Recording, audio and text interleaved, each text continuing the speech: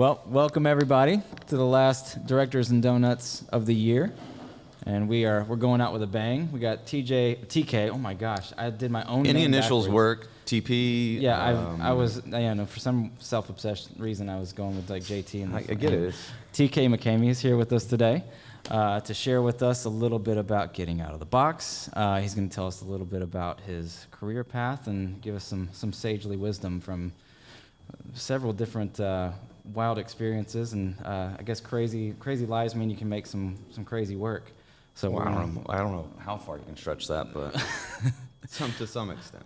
Well, yeah. So just tell us a little bit about just the origin story. We're going to get into the backdrop, where you're from, and how you got into this work. And I guess while we do that, do you want to go ahead and? Yeah, I think the first step was the reel. I think we can roll the reel. Nail that through. This is This was the slide prior to that. This is just a reel of my current work. For those out there who are creating reels, my question to you is always, what story you're telling even with your reel? It's like, how can you work in an intellectual experience for the viewer, whether that, even if, in reel is just like, it's typically just a visual montage, for lack of better words, right?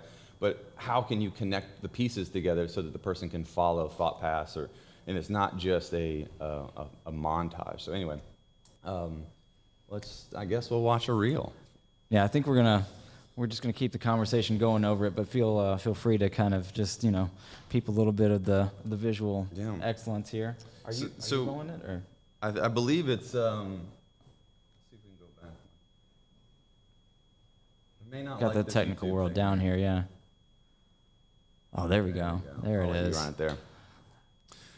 Beautiful. So I got started in. I didn't get started until I was 26, actually.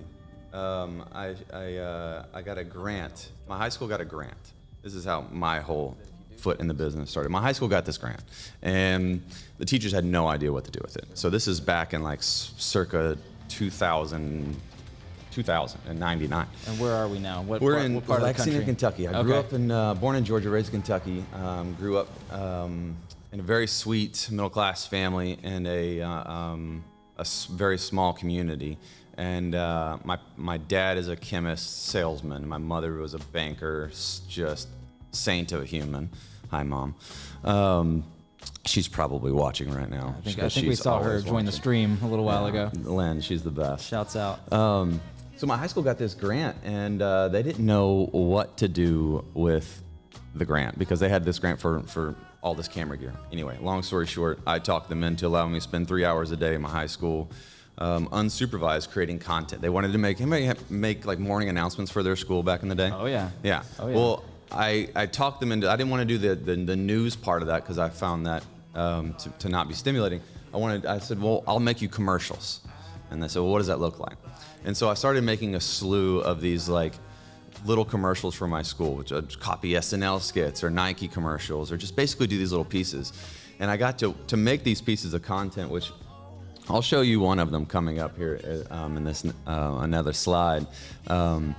It was the creative confidence that you just dream of having as a child, because really I was creating content and then allowing my school would air it to 1,500 kids who are my peers, and I would go stand in the hallway and listen to their reactions, and there was typically some great reactions from these pieces, and that, like laughter echoing through the halls or cheers from whatever it may be, those things happened, and it was the creative confidence that I'm so thankful to have gotten at an early age. Yeah. And then I just walked away from filmmaking for the next 10 years, 8 years. Well, let's go there, but what gave you was that just the first time you'd ever picked up a camera? What made you think, oh, I can do this. I can just start making commercials. Why not? When you're a kid, you're just making to make. You're making to impress. Back then, there wasn't a place to share it, right? There wasn't a place that you could post a piece of content. So it was a really genuine place for me to explore what it was to be a filmmaker, what it was to tell a story, what it was to capture an audience, right? It's actually here. You go ahead and play this while we're talking, right? Because this is me circa 2001, so you can see what kind of douchery I was in high school.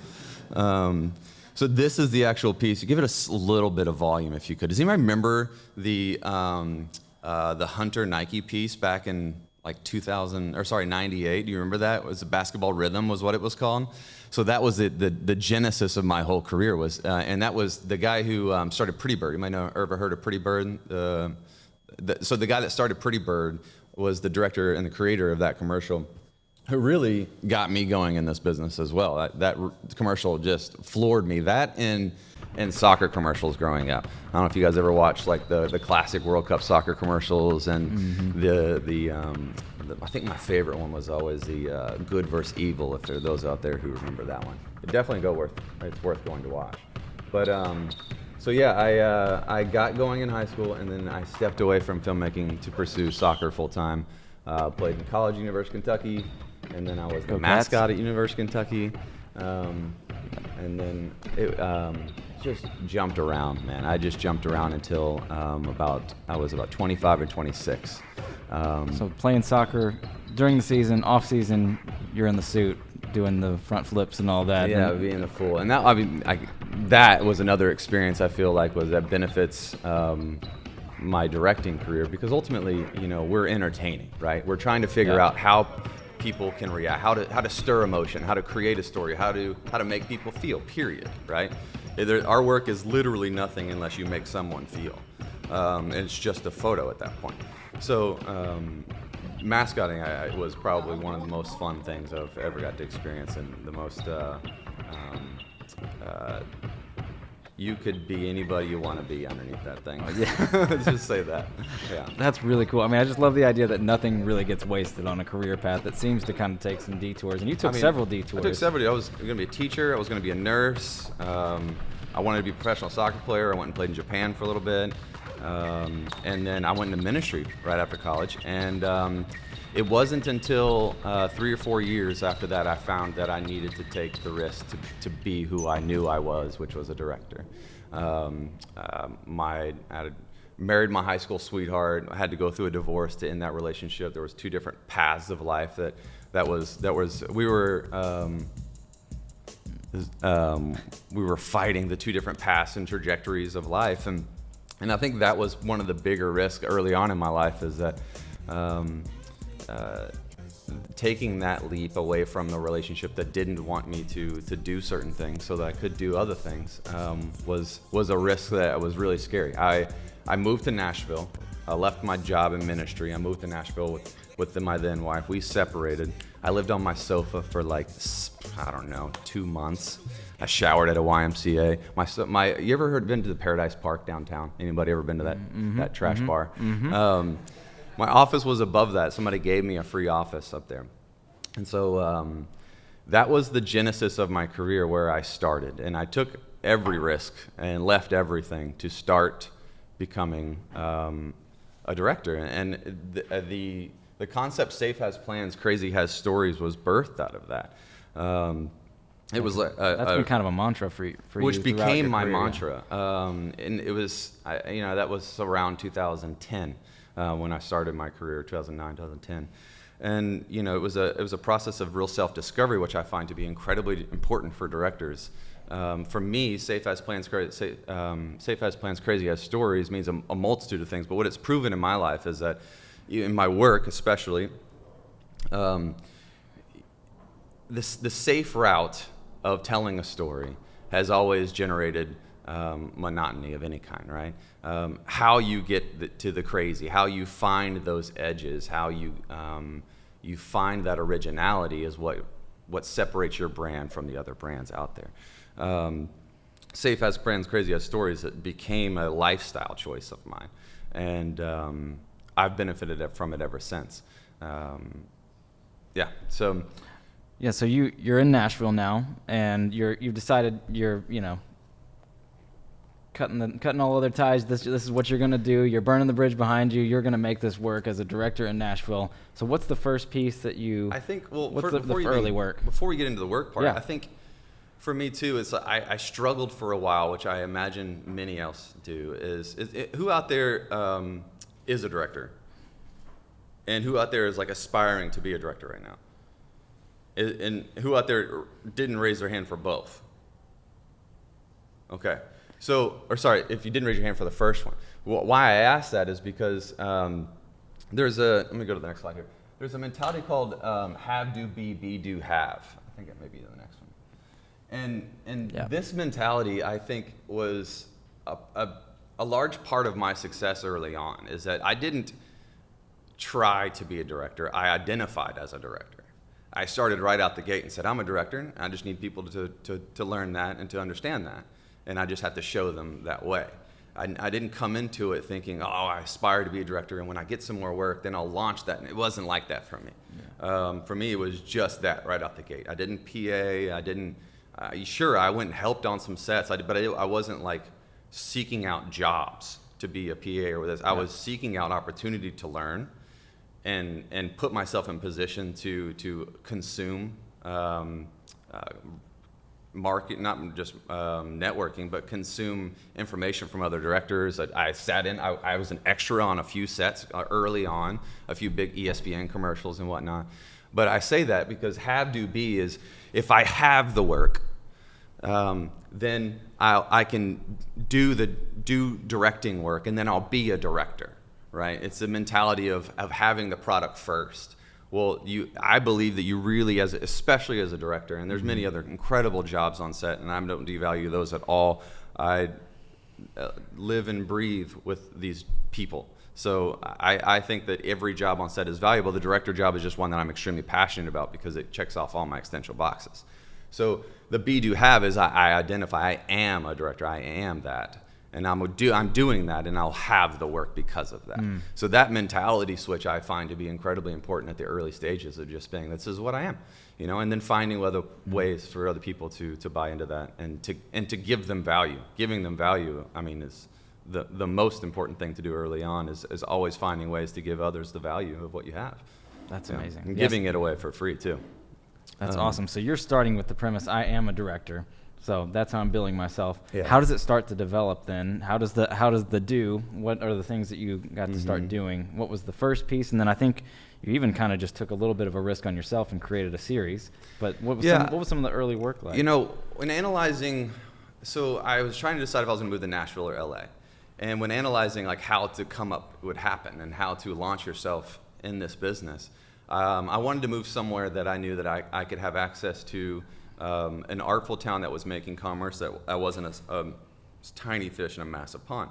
So I moved to Nashville knowing that I could probably find my way into the lower rungs of creation, meaning budget size, the lower budget size of creation in music especially. So I started with Christian rap, actually. Yeah, Anybody ever heard of Lecrae? Oh, yeah. Yeah, so Lecrae gave me my start. Did he really? Yeah, I love that man. And Trip Lee, if you're familiar with old Christian Oh, yeah. rap. But anyway,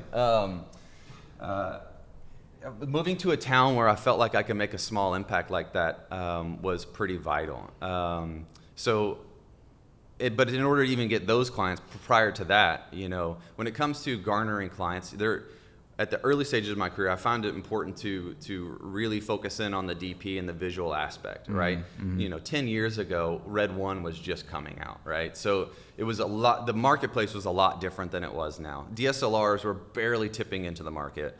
And so it was a lot harder for people to create really high-end art at that age, but compared to now. Right. So what I really focused on was being a DP director, focusing on how I can visually tell and make something look beautiful. Because first thing people pay for, especially on a lower budget level, is to look good. Yep. They need to look good. They need their product to look good. They need to look good. They need their brand to be visually pleasing, right? So I focused on the aesthetic. I started a thing called Style Series, which was basically I took a photographer's mentality of creating a book. Yeah. I took that mentality and took it into visual form and made 5 or 6 short 2-minute films that were all aesthetic little journeys that have a tiny narrative spread throughout, which then got me to the next place of giving myself something to pitch to these smaller budget projects, which then leveraged higher and higher. And then I got the luck of the draw and got picked for a CMT show called CMT's Next Superstar. I'm sure none of you have seen it. But it was a reality show based on American Idol model. It was American Idol creators made a show on CMT 1 year. And in the final stages, they picked 3 directors to do a 48-hour music video contest. And I went in that with guns blazing. And it was, when the voting happened, I was embarrassed for the other parties a little bit. But just knew they had no shot. It was the difference was pretty drastic. So yeah, we ended up sweeping that one, and what's that and like? garnering a bunch of work from that because it was so public.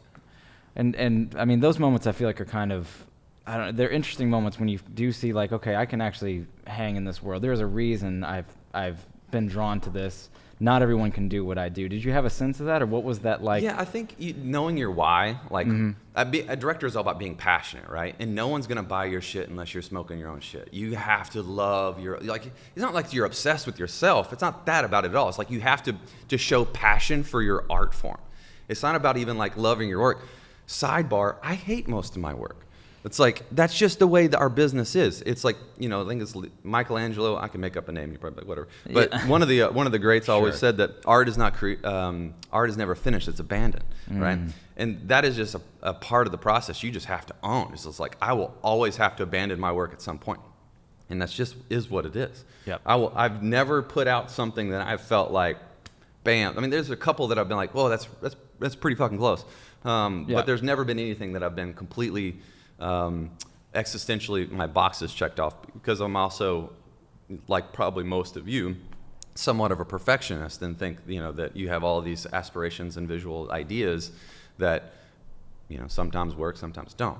Yep. I'm sure there are a few people who can relate to hating their own work in here. I know that. Right? I know that's my favorite thing about my work is how much I love hating it. I just love to hate it. Yeah, it's terrible. I love to critique it and talk about how terrible it is. No, but if you don't love the work and love your own work and love the ideas that you're coming with, your client is not going to be buying into it, right? Yep. And so a part of that is knowing your why and why you're doing this. Because if you don't know why you're doing it, then you're just doing it for flex, for money, for whatever the purposes may be, and then that will eventually become a dystopic experience for you, right? That'll become something that doesn't check off your boxes.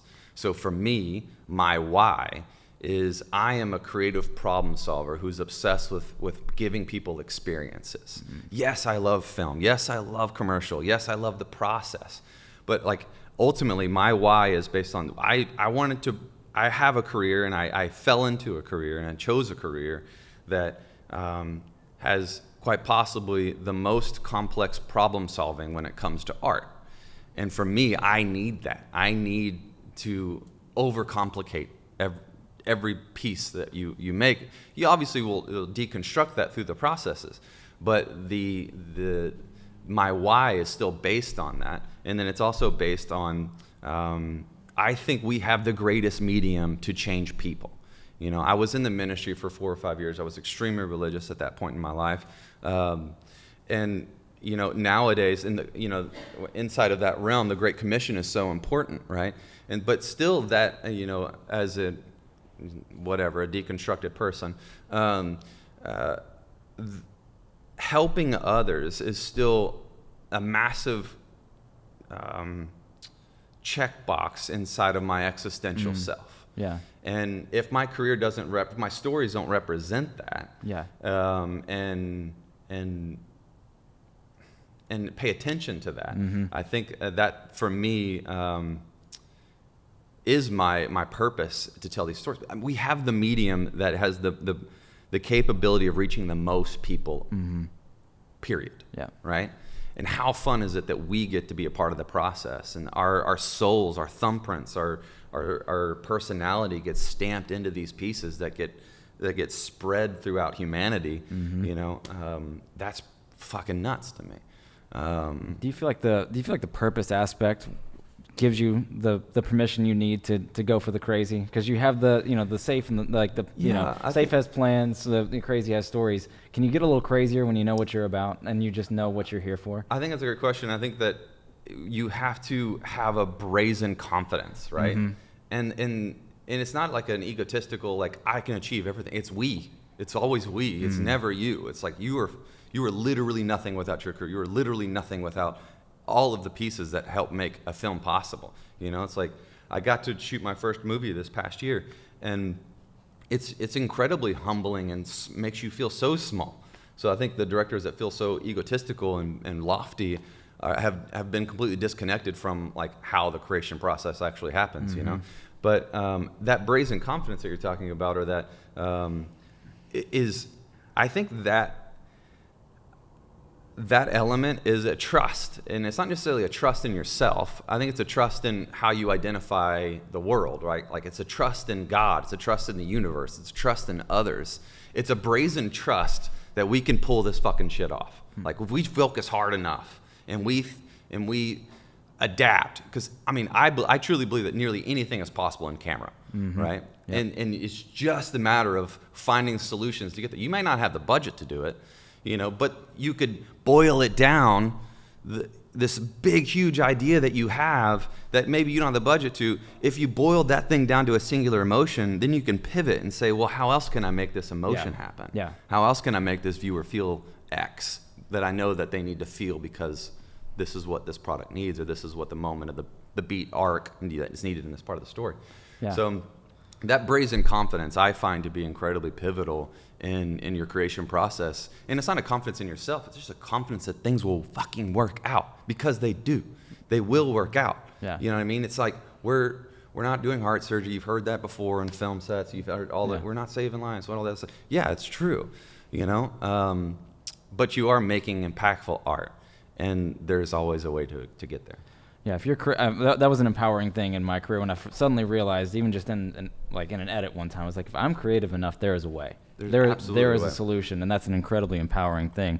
So when we talk a little bit about we had a little bit of a conversation yesterday, and you started to talk a little bit about how you conceptualize what you're there to do for the client, how you're there to serve the client, but also understanding what the end audience needs. When you get, you know, when you're coming into your creation process with a client, talk about just the role of understanding the psychology of the end user and all that. I know you talk very passionately about just what the impact you want to make on that end audience, but also navigating that relationship with the client to make sure you're serving their ends. Yeah, so like client relationships, I try to treat my client, let's talk, every client is different. Music, commercial work. Is people here, are you guys mostly looking for commercial work? Are you mostly narrative? If commercial, raise your hand. Okay, like features and narratives. Yeah, and those can be both. You can raise it for both. It's pretty even split for those in the audience. And music business. Okay, so there's more commercial here, so I'm going to talk about the commercial side of it. The commercial side of it. Okay, so you have,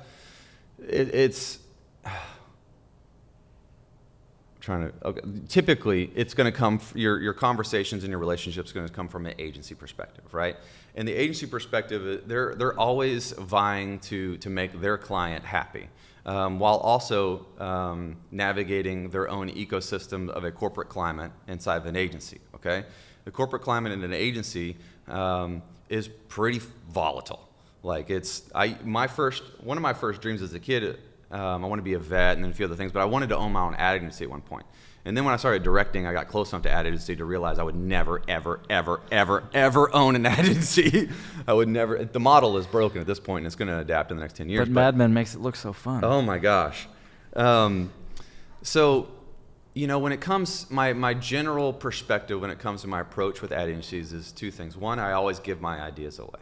I always try to make them feel like they're the creative, because typically what happens at ad agencies, once you get into the phone conversations of commercial work, the person you're having the conversations with is the creative director and the creative producers, typically, and the brand director. At some point, many and most of them think they can do your job, or they wanted to do your job, okay? And so for me in that place, my goal is to book the job. I don't care if my name's on the end of the thing. I don't care it doesn't matter if my idea is identified as their top pick, whatever. I just want to book the job. So a part of my goal is to make them feel and understand that I know and understand them, and that I try to position my ideas in the way that I pitch them, that they're their own. I give away my ideas in a dialogue way that says like, oh, when you said this, did you mean this?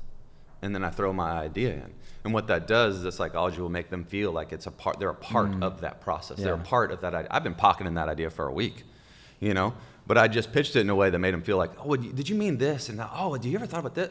And just try to find ways to jam it into the conversation that is in a fluid way that gives away the credit, and it doesn't allow you to be like, well, here's how I think we should do. And it's like those moments happen in your career for sure, because people need guidance, they need a director. Yep. But the client relationship I find incredibly important to treat them as a co-creative in that process, number one, and number two,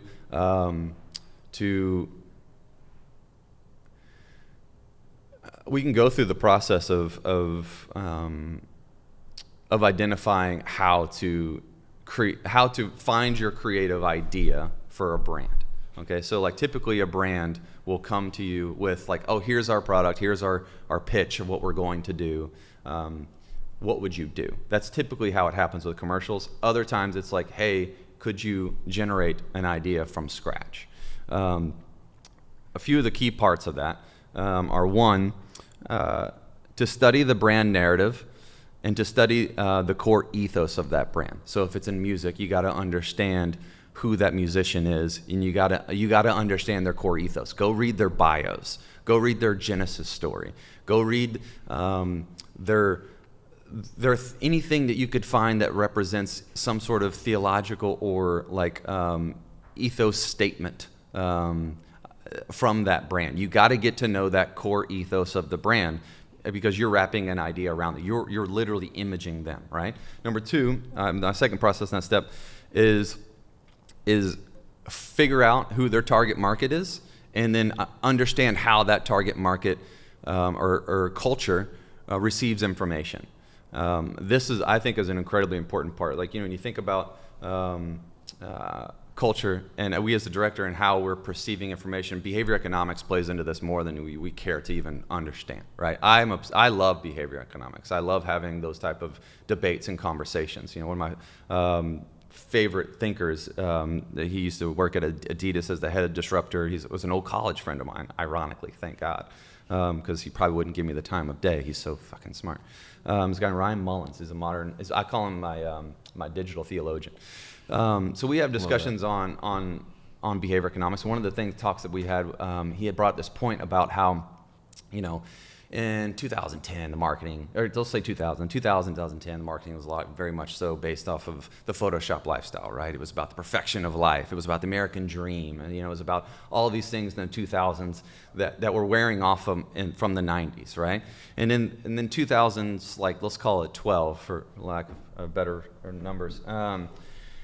Kanye, Odell Beckham, Nike ushered in the era of disruptionism, right? And they came over this disruption model. And that disruption model was all about being the antagonist, right? Now, to remind you, we're talking about how culture is receiving information right now.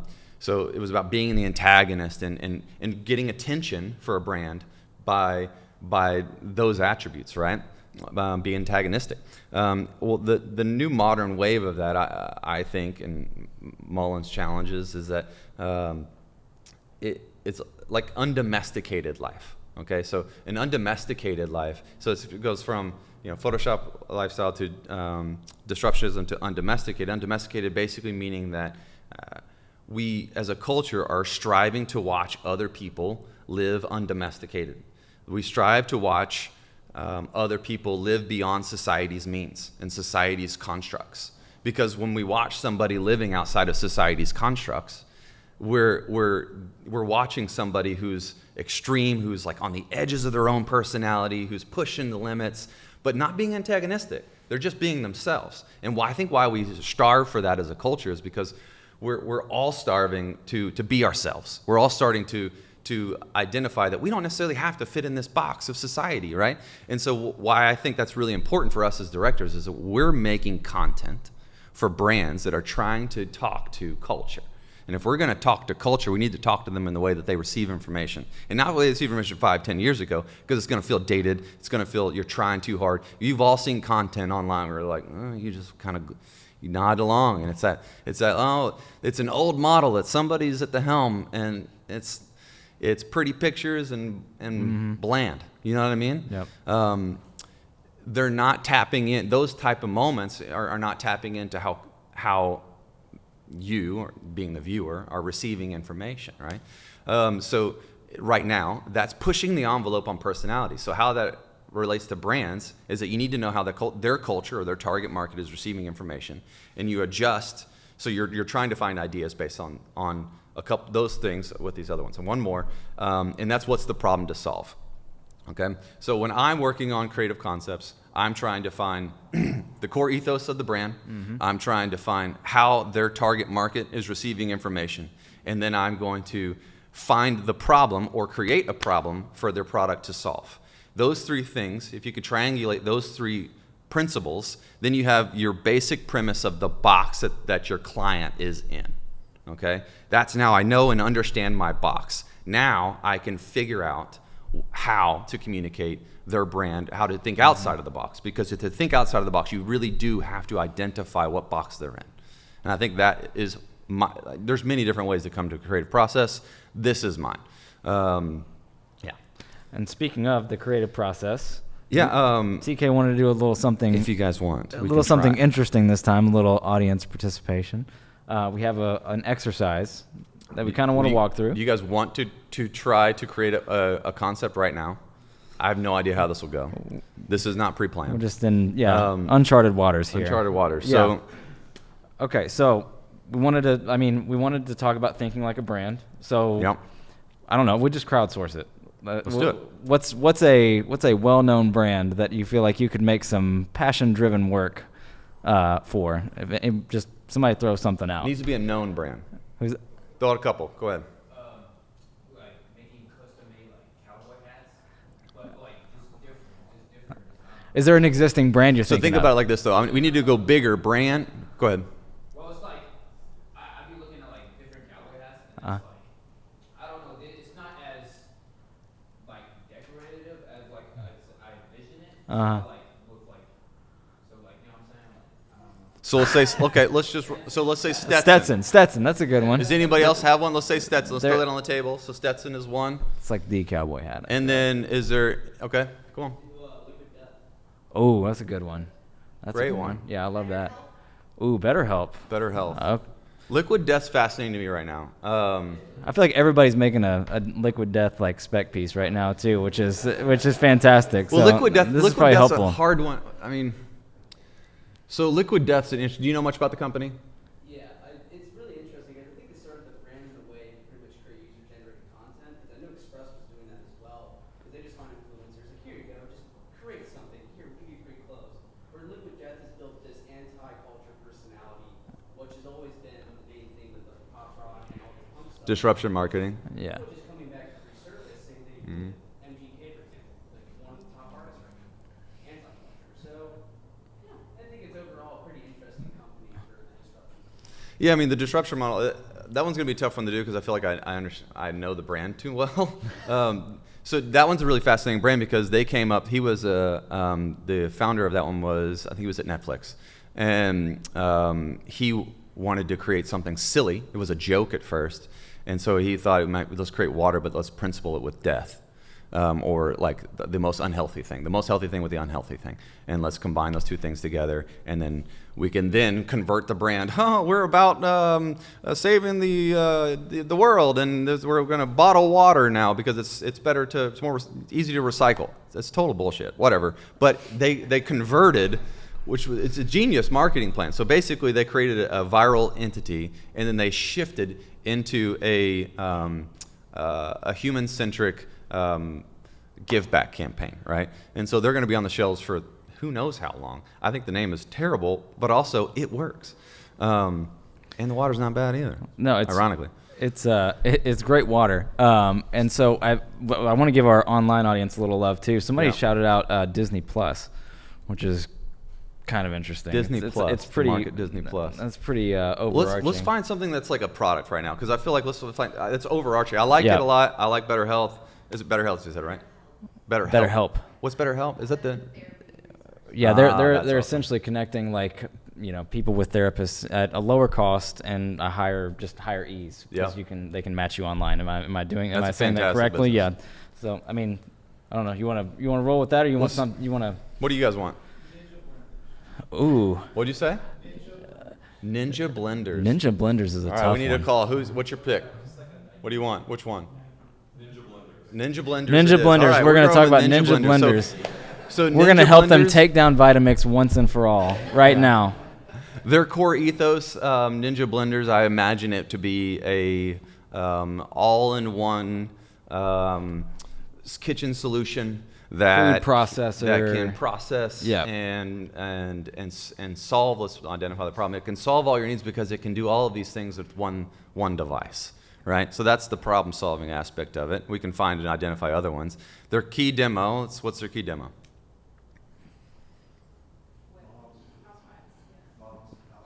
Moms. Easy with that. I used one this morning, so chill. But we said we Moms, identified housewives. moms and housewives. That's accurate. That's accurate. No. Yeah. Yeah.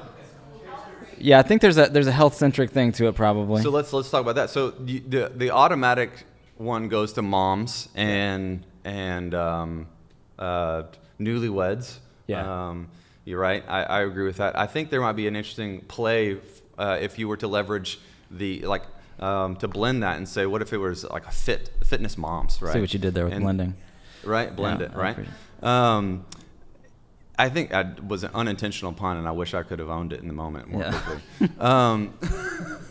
So when it comes to the creative process, so identifying the problem of it, right? So the most obvious problem there is that it's an all-in-one device. Is there another problem that we could identify that it could solve? Healthy meals are hard to cook. Mm-hmm. Yeah. Yeah. Mm-hmm.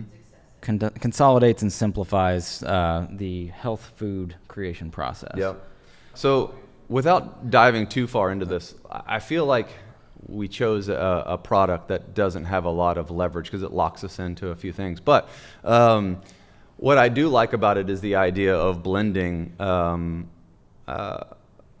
your target demo with a new version of their target demo, right? And helping them identify the massive industry that is the fitness industry and how to take and leverage that, right? But it's like I want to dive into this more, but then all of a sudden it starts separating into the brand. It's like then you're creating products for the brand, so that you kind of need a very finite object, because then you're like, oh well, let's create a shaker that is adaptable, that fits on all these things, and yeah. Anyway, my brain goes elsewhere. But the marketing aspect of it, the wrapping the human narrative around those three tent poles. Okay, so how would you wrap a narrative around those three tent poles? Anybody have any ideas on how to do it fresh? The tent poles are the brand ethos, the target market, and the problem to solve. What if you flipped it and were marketing to lazy dads instead of fitness moms? See, Okay, the suggestion flipping- was you flip it. I I'm love sorry, it. I'm trying to help So- our online audience to flip it and market to lazy dads. It's not just for fitness moms. Like, it's the exact same thing for lazy dads who like need to blend their kids' soup or whatever. Yep. Like, I love that. blenders have one purpose. Like, Yep. they just grind stuff and make it smaller. Like, they don't solve a million problems. They kind of just solve one. Yeah. All a dad needs. Yeah. So we're using the simplification to now speak to the lazy dad and say, hey, we got you covered, whatever you're trying to make for your kids. Yeah, so I love this because this is one of the ones that I've leveraged in my career a few times, is how do you take a known principle, flip it on its head, do the inverse, but do the inverse in a way that is fresh, culturally acceptable, and interesting. So in my own career, this model got me my first CMA award. So I took this model and applied that model to Maddie and Tay's Girl in a Country Song. Anybody ever see that video? Maddie and Tay's Girl in a Country Song. So basically the whole premise of that video is, the whole premise of the song is they're complaining about bro country, okay? It was a very popular song, 2015, I think it was. So I took that principle and just inverted it and said, well, let's just objectify men inside of women's scenarios that country music has done for years. And so we basically objectified men in the same way that we do. And that process created that core principle, which is just taking the product and putting it on its inverse, is a really interesting way to draw attention towards something and to create a viral entity. You know, viralness is something that we aspire to have, right? And creating some of those, I think you can come up with core principles to hit when coming with something viral, but you can never estimate if something will actually be viral. You can only create principles for it, right? And that's leveraging where you are in modern society, where culture is right now, what are popular conversations, and finding ways to attach your brand to those things are ways to do that. And what you're saying, I think, is fantastic. I think that's the idea. I think the idea would be to create a commercial based on a humorous event where the target market, men, women and men, their gender roles are flipped, and you leverage that in a humorous way. I think that's a fantastic core principle for that commercial. Well, Good there you have it, Ninja Blenders. There you go. You're welcome. Some free some free creative for you. Hit us up. But yeah, I love the idea of like you flip what's expected, and it still speaks to brand need and still can hit the aspirations. I already have now it's got my brain going on how you do it almost like a Nike commercial or something where you'd have like this high kinetic thing and Dad's just huffing around the kitchen. Yeah, but what is it called? Sofa potato. So, couch potato? Couch potato. Yeah, sofa yeah. potato. Yeah, sofa Couldn't say potato. it. Dyslexia is a wonderful disease. That's our Illness. Yeah, we started this out with TJ McKamy. Yeah, So there yeah, you go. that was Does anybody else have dyslexia? whatever by I the way? said. Yeah, it's fantastic. I love it. All right, so now we are going to do some Q&A for TK McKamy. We have some from online, but I'd love to start with a few from the crowd, I will repeat the question after you answer it for our online audience. Anybody have any questions? Make them deep. Go ahead. Are you self-taught? Question is, are you self-taught? Great question. I am self-taught. I went to one film weekend once in the first year of my career. It was with a group called the Irwin Brothers, if you're familiar with those guys. Oh, yeah. They did like a weekend retreat / class thing. But it was a great class. I love those guys. They're sweethearts of guys. That was like back in like 2010, I think it was. Okay. And that was, I'm all for formal education when it comes to film. I spent 5 years in college pursuing nursing and other things, so I wasted a lot of time in that realm. But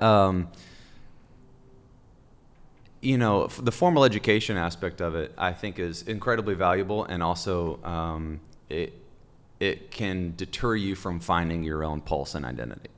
So wherever you are, whatever education path you've taken, knowing your why and finding your own pulse and your own personality, those elements are going to bleed into your work. You just need to remind yourself how great they are. Remind yourself how great those attributes are, and own them, and smoke your own shit. Love it. My thoughts, at least. We need a slide for smoke your own shit. Yeah. Let's go to the back, and then we'll come to you. He's asking, how do you avoid to not get pigeonholed? Mm-hmm. Yeah. Ooh, Oh. the worst. Broadening out, always forcing to get broader. You will get pigeonholed. The thing about filmmaking is you're going to get pigeonholed at some point. You're going to get identified as this type of director. I listen to rap, I listen to rock, I'm mostly a multi-genre style person, but I got pigeonholed inside of country music because that was the most thing I generated. The thing about it is that when that happens, you be thankful, because then you have something, the lowest hanging fruit, to grab and sell. Because if you know what you're pigeonholed as, yes, I still want to do all the other types, other genres of content, but I know that I'm known for heartland type of content, right? And so if I know that, I aspire to make very progressive, interesting, futuristic pieces that have the dystopic future conversations at hand about like social media and what's going to happen to you. I aspire to have those type of content or those type of movies in my realm, but right now, I know that when people see my work, they see what I have. And I need to be able to drop my ego and leverage that to grab that lowest hanging fruit and to make that damn fruit the best thing it could possibly be, while also looking for the other aspects that I can shift and change into. So you will get pigeonholed. That is inevitable, I believe. It's just your perspective of it, I think, is what can control your experience. You know, the head game, going into the Tony Robbins stuff, going into all that stuff about like your mental positioning in film, it's incredibly important. And I think that having the know-with-all to know how you're perceived and to know what your people would buy from you, I think that's incredibly important. But yes, you will get pigeonholed, and yes, you should continue to strive for what you want to do, but don't be so egotistical to turn down something great because you just don't want to do it anymore. If you're at that place in your career, that's great. That's your personality. Great. Do it. For me, you know, I got a wife and kid and a family and a farm to feed. So I bought some fruit. That's good. I like pigeonholing as its own gift, potentially. That's good. Yeah. I love that. One from online, just to give our streaming audience a little love, which kind of piggybacks on that a little bit. You just spoke to it slightly, but what is your dream project or collaboration or collaborator?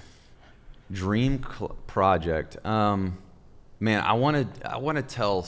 I love movies. I really do love commercials. Commercials are so fun for me because I love the behavior economics and the problem solving of how do I leverage a brand to connect with culture. Like, that is super fascinating to me, and I love doing creative consulting for brands. But I think if for me, it's like having a big piece of art is my like end game, right?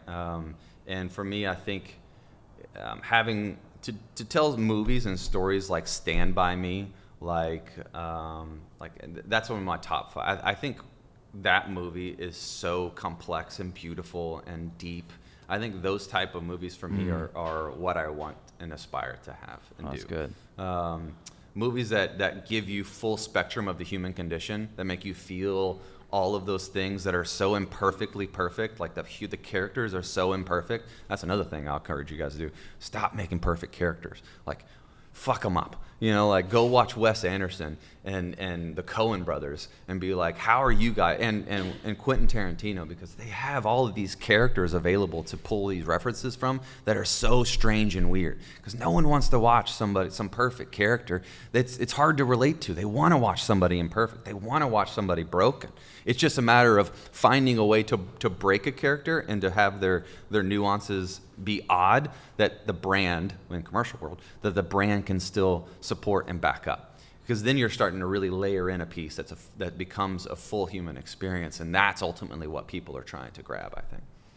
That's really good. We have a few more from online, but I'd love to hear from the in-person audience. You have one right here. I didn't want to skip you. Sorry about that. Didn't you have one earlier? Yeah. So you mentioned that you had a career before filmmaking. What skills did you pick up from your past jobs? Great question. Yeah, what skills do we pick up from previous careers that make you a better director? Yeah, so I was a soccer player first. Actually, got my first job. I've had so many jobs. I'll rattle a few of them off. I was a welder at 13 for 2 years. Framed houses. I was a missionary. Delivered babies in Haiti at an orphanage. Didn't intend to deliver babies, but I did at 18. That was a whole other wild story. Yeah, just speaking of being ill-equipped for something. Yeah, I was very ill-equipped. I worked for the SEALs as a marketing field marketer. I basically impersonated a SEAL for a year, which was very strange. I worked at a church furniture company, spraying glue on seats for 3 months once to make the bills meet. Like the padded chairs that all hook together that we have. No, like the big long church pews. Oh, the pews. I worked at a church furniture factory. This was making ends meet, right? And then I was in ministry for 4 years. And also, there's a lot of coaching soccer in between. But I think what my takeaways from my prior experiences and why I love having a diverse background in jobs is people talk about leadership and they talk about all these things about like, how to be a leader and how all these things. Those elements are incredibly important inside of a directorial career, and being able to steer a set heart first. What I mean by that is like I always try to lead heart first especially when I'm at work. Hopefully my wife can attest to that in my personal life. But leading heart first, meaning that like I'm leading with such intent and intention. Softness, sweetness, joy, those attributes, I feel like if I can carry from my past careers into this one, I was a goalkeeper in soccer, and one of the things you do as a goalkeeper is you see the whole field. And so you're constantly communicating with your squad on positioning, movements, and all that other stuff. Like having that, having those prior education of, or prior experiences, I think are incredibly important. I hurt for people that don't have group work experiences like sports. Like, I found, even though like, I was a former athlete, I haven't touched a soccer ball in like 3 years personally. And, I've kind of forgo all sport in my life to focus on film. But that group work mentality, every set should work like a little military. Yeah. It should be just a kind, sweet little military. And you should all be collaborating on how to move the company from one place to another. And those attributes I find to be incredibly important inside of filmmaking, because as artists, most artists come up and they're just all of a sudden making art with a bunch of other people working with them, Yep. But you have to know and understand how to work with people, and know like, you honestly have to know your people's intrinsic values and help them check off their existential boxes while they're working with you, so that they give their best, so that they show up the best, so that they do, they give you everything that they can, so that you can walk away with an incredible product and they can walk away with their boxes checked. Yeah. Well, I think we're going to do one last question from our online audience. Already out of time. Holy cow. I know. That went fast. And you touched on it a little bit in terms of how you speak to the creative process with the agencies, how you make them feel involved and all that. But how do you they were looking for some advice on how you pitch yourself and your treatment, like how you kind of initially sell yourself and your idea so that you get the chance to have that conversation. Or is there any advice you would give about that process? Yeah, selling yourself. At some point you have to. Which is incredibly uncomfortable. Then you can get to a place where other people are selling you for you, which is incredibly beneficial. But I've found that those who are selling you will never sell you as well as you can sell you. And for me, and I've never really tried to sell my abilities. I don't think people care about your abilities that much. They care about what you can do for them. And so I don't ever find myself trying. I remember one meeting that I totally botched from the producer of Hurt Locker. I was pitching him this movie. I was trying to get funded. It was like a $12 million movie on the Unreal Engine, if you're familiar. Totally botched the meeting, and it was my first ever pitch with a major studio. And I came in not talking about the concept. I came in talking about my abilities, just because I had a little freak out moment. And my manager was there. There was like, these are Academy Award winners sitting at the table, and I'm totally botching it. It's the worst pitch I've ever had in my entire life. And I walk out of that meeting, and my manager he's like a Jersey mob boss, just toxic, sweet as it can be human. He'll just roast you to the nth degree, but he loves you. Anyway, all I had to say is I came in thinking that they know the story, they know what we're like shooting for, they should know about me or whatever. They don't care. No one cares. Sure, like you have make some cool work, that's great, but as long as you can tell them, draw the story, paint them a picture, make a deck that's experiential. Don't be bullet points and here's what this thing's going to be about, this is what it'll look like. Sure, those things are important, but man, you better use those first 3 to 5 pages of your deck really drawing out the experience.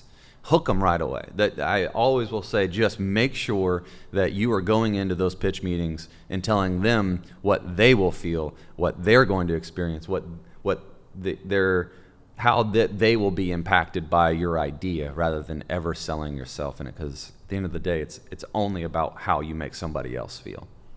Yeah. And with that, we have to conclude. Man. However, we will have some additional time to hang out here. We have some more. Appreciate you guys all coming out. By Yes, the way. thank you all so much for being here. Thank you to the online audience for watching.